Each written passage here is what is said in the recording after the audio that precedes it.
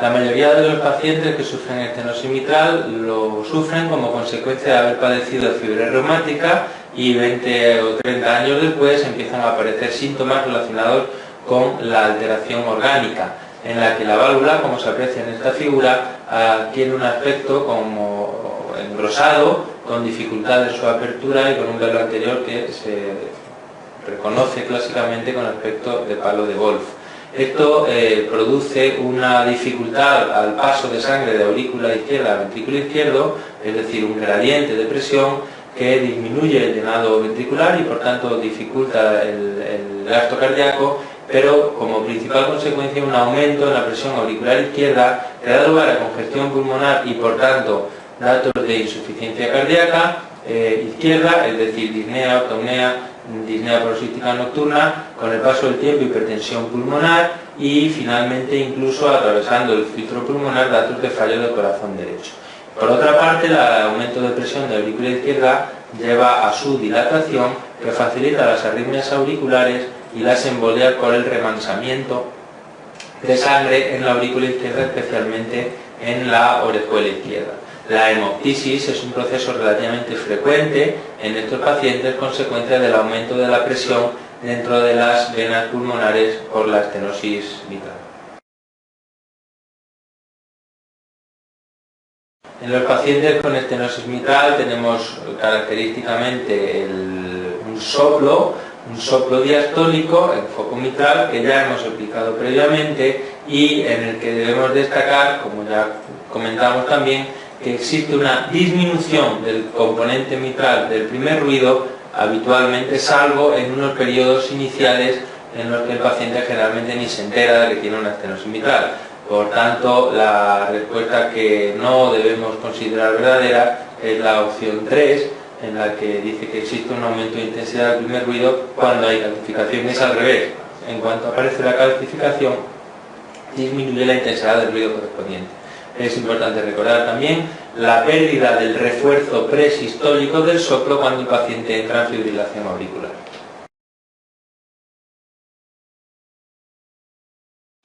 El síndrome del prolapso de válvula mitral es generalmente idiopático, afecta sobre todo a mujeres jóvenes, a veces hay herencia en más de un caso familiar y está descrito que en algunos pacientes con el paso del tiempo produce el desarrollo de insuficiencia mitral progresiva que acaba necesitando cirugía. Es raro, pero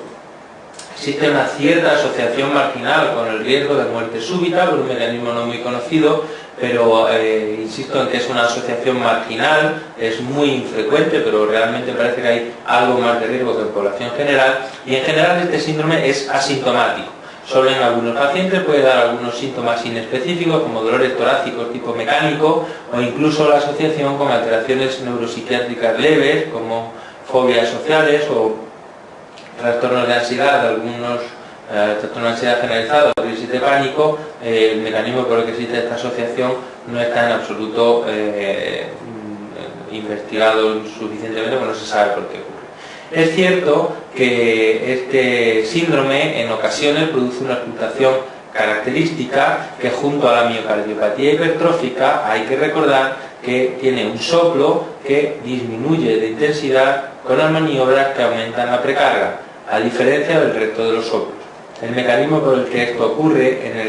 en el prolapso mitral es que, como podemos ver en este esquema, cuando un paciente tiene un prolapso mitral, durante la sístole, en el momento en el que avanza la sístole y se vacía el ventrículo, al hacerse más pequeño la cavidad ventricular, los músculos papilares se aproximan al plano de coaptación de la válvula mitral. Las cuerdas tendíneas dan un poquito más de sí y en estos pacientes se produce un prolapso de los velos mitrales hacia la aurícula. Una vez que el prolapso es suficientemente intenso, se produce la eversión de los velos hacia la aurícula, provocando un ruido, generalmente un clic o un chasquido, que se sigue de un pequeño soplo como una insuficiencia mitral en lo que reste de sístole. Por eso el soplo también se denomina el síndrome del click murmur, porque murmur es soplo en inglés, porque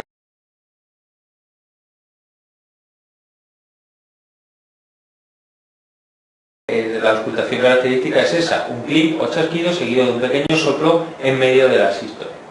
Cuando realizamos en alguien con un prolapso mitral una maniobra que aumenta mucho la precarga, vamos a tardar muchísimo más tiempo de la sístole en alcanzar una posición tal de los papilares que permita la versión de los velos. Luego vamos a tardar más tiempo en oír el chasquido y el soplo va a ser más corto. Mientras que una maniobra que disminuya la precarga acerca los papilares al plano de captación mitral y va a permitir, por tanto, que el clic sea adelante, se oiga antes y que el soplo sea más largo. Por lo tanto, la respuesta a la precarga es al contrario de la mayoría de los soplos, como ocurría, insisto, en la miocardiopatía hipertrófica obstructiva.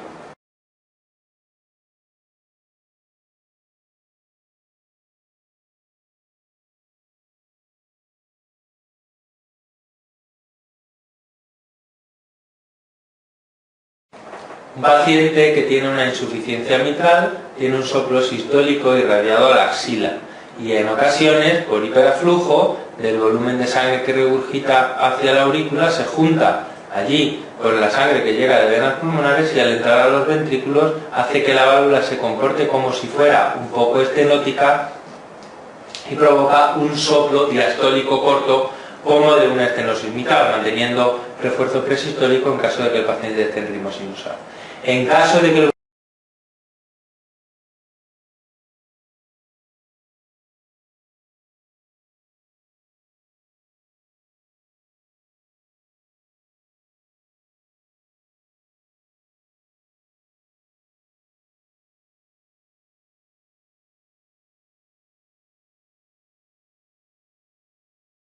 volumen regurgitante sea muy marcado, vamos a tener incluso en ocasiones la posibilidad de oír un tercer ruido, que lo que nos indicaría es que el volumen de sangre que ha regurgitado es exageradamente alto. Por tanto, ese sería el marcador de que se trata de una insuficiencia mitral grave.